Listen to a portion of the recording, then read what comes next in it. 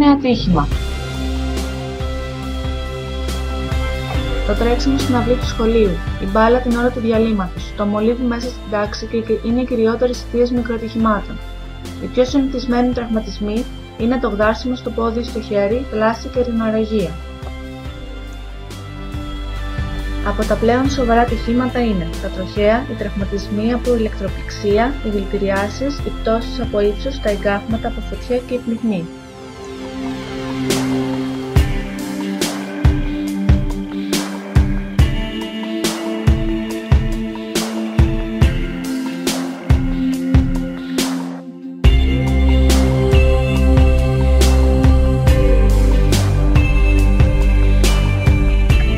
Σε όλα τα ατυχήματα μπορούμε να δίνουμε πρώτες βοήθειες.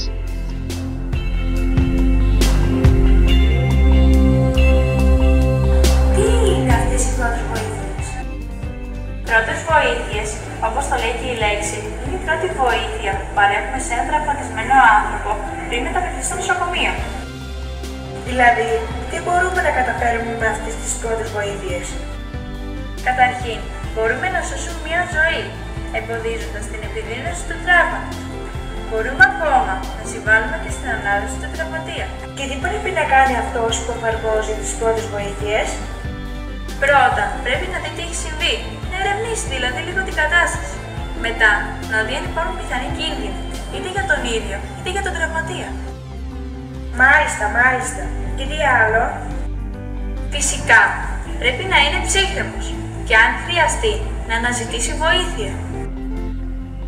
Τα τηλέφωνα έκτακτης ανάγκης, κέντρο άμεσης βοήθειας 166, πυροσβεστική υπηρεσία 199, αστυνομία 100, κέντρο δηλητηριάσεων 210 77 93 777. Και τέλος μην ξεχνάμε, ψυχραιμία και το βαλιτσάκι πρώτων βοηθειών.